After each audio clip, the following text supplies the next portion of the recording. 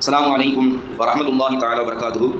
عن محمود بن لبيد رضي الله تعالى عنه أن رسول الله صلى الله عليه وسلم قال: إذا أحب الله قوما ابتلاهم فمن صبر فله الصبر ومن جزي فله الجزاء.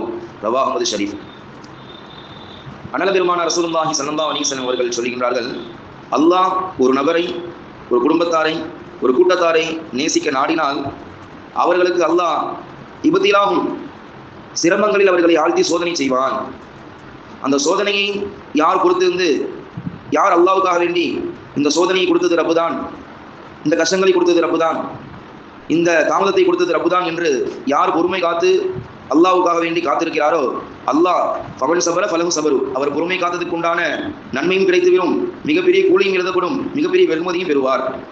யார் வமன் ஜஸிஅ, அல்லாஹ் கொடுத்த அந்த சோதனைகளை தாங்கிக் கொள்ளாமல் பொறுமை இல்லாமல் அல்லாஹ்வை இடத்தில் அழுது புலம்புகிறாரோ, அதாவது இப்படி என்று சொன்னால், என்னை சோதிப்பதற்கு அல்லாஹ்வுக்கு வேறு யாருமே இல்லையா, நான் தான் கிடைத்தேனா, உலகத்தில் யாரெல்லாம் இப்படி இருக்கிறாங்க, அவன் அப்படி இருக்கிறான், இவன் இப்படி இருக்கிறான் என்று மற்றவர்களை பார்த்து அவர்களெல்லாம் அல்லாஹ் சோதிக்கவில்லை, எனக்கு தான் இந்த கஷ்டத்தை கொடுக்கணுமா என்று அல்லாஹ்விடத்தில் கோபித்துக் கொள்ளக்கூடிய, அல்லாஹ்விடத்தில் பொறுமை இல்லாத நிலையை ஏற்படுத்தக்கூடிய நிலையை கொண்டவர்களுக்கு அல்லாஹ் ஜல்ல ஷானஹு தஆலா அவர்கள் பொறுமை இல்லாத அந்த கூலி எழுதப்படுகிறது என்பதாக பெருமானார் ஸல்லல்லாஹு அலைஹி வஸல்லம் சொன்னார்கள்.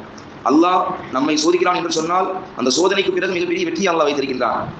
ஃபஇன்ன மஅல் உஸ்ரி யுஸ்ரா, அல்லாஹ் ஒருவருக்கு ஒரு கஷ்டத்தை, ஒரு சோதனையை கொடுக்கிறான் என்று சொன்னால் அல்லாஹ் அவர்கள் நேசிக்கிறான் என்று பெருமானார் ஸல்லல்லாஹு அலைஹி வஸல்லம் சொன்னார்கள்.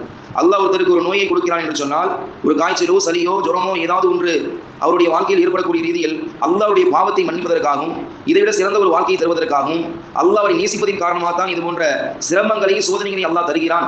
அந்த சோதனையை பொறுமை காத்து அல்லாஹ்வுக்காக வேண்டி யார் சபர் செய்கின்றார்களோ அவர்கள் மிகப்பெரிய வெகுமதி, மிகப்பெரிய நற்கூலியும் இருக்கிறது என்பதாக அண்ணல் பெருமானார் ரசூலுல்லாஹி ஸல்லல்லாஹு அலைஹி வஸல்லம் சொன்னார்கள். பொறுத்தார் பூமி ஆழ்வார் என்பது பழமொழி. ஆனால் பொறுமை காத்தால் அல்லாஹ்வும் அல்லாஹ்வுடைய ரசூலும் பொருத்தம் கிடைத்துவிடும். அல்லாஹ் ரசூல் பொருத்தம் கிடைத்துவிட்டால் இம்மையிலும் மறுமையிலும் நாம் தான் மிகப்பெரிய வெற்றியாளர் என்பதாக அண்ணல் பெருமானார் ரசூலுல்லாஹி ஸல்லல்லாஹு அலைஹி வஸல்லம் அவர்கள் இந்த ஹதீஸின் மூலமாக நமக்கு சொல்லி காட்டுகின்றார்கள். இந்த ஹதீஸ் முஸ்னத் அஹ்மத் என்று சொல்லக்கூடிய ஹதீஸ் கிரந்தத்தில் பதிவு செய்யப்படுகிறது. 11வது ஹதீஸாக இந்த ஹதீஸ் பதிவு செய்யப்பட்டிருக்கின்றது. அல்லாஹ் ஜல்ல ஷானஹு தஆலா நமக்கு எந்த அளவுக்கு சோதனைகளை தருகிறானோ அந்த சோதனை என்பது அல்லாஹ் நம்முடைய பிரியத்தை அவன் மீது அதிகமாக கொண்டிருப்பதின் காரணமாக தான் என்பதாக ஸல்லல்லாஹு அலைஹி வஸல்லம் சொன்னார்கள். அப்படிப்பட்ட பிரியத்திற்குரியவர்களாக அல்லாஹ் நாம் ஆகுவதற்குண்டான பாக்கியத்தையும், நமக்கு வரக்கூடிய சோதனைகளை அல்லாஹ் முழுமையான ஒரு நீக்கி அதற்குண்டான தீர்வையும் அதற்குண்டான சாதகமான சூழலையும் அல்லாஹ் நமக்கும் நம்முடைய குடும்பத்தாருக்கும் ஈமான் கொண்ட எல்லா மக்களுக்கும் அல்லாஹ் பரிபூர்ணமாக தந்து அன்புரிவானாக.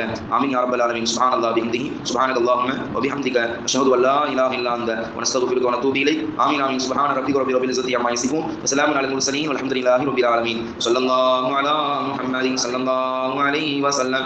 صلى الله على محمد صلى الله عليه وسلم. صلى الله على محمد يا ربي صل عليه وسلم. السلام عليكم ورحمة الله.